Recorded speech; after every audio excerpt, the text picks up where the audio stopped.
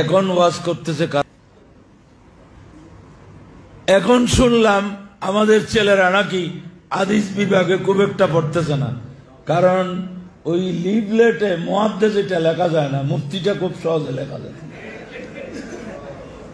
বড় সুখবর, বড় আনন্দের বিষয়, কিন্তু মুফতি হবেন, লেখবেন ঠিক, ফতোয়া জানতে হবে।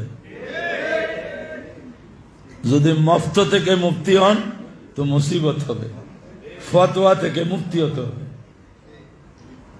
কুতুবে ফিকহ কত প্রকার, কুতুবে ফিকহের মধ্যে তার যে শ্রেণী বিন্যাস আছে, এগুলা কি? এই জন্য বলে মুফতি কেন বেশি হচ্ছে? বলে ওই যে লিফলেটে মুফতিটা খুব সহজ লেখা যায়, মুহাদ্দিসটা লেখার নিয়ম আমাদের দেশে নাই।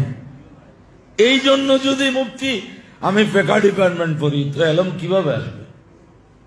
আমাদের আলা হযরত ওয়াজ কে করবে এইটার দিক নির্দেশনা তো আলা হযরত দিয়েছেন। আলেম কোন হয়? আলা হযরত লিখেছেন, যিনি অন্যের সাহায্য ছাড়া কিতাব থেকে মাসলা মাসাইল বুঝতে পারেন, এতটুকু জ্ঞান যিনি অর্জন করছেন, তিনি আলেম। আর এখন ना बंगला में फसाहत है, ना उर्दू में बलागत है, ताल्लुम की जरूरत है, मुअल्लिम बन के आए।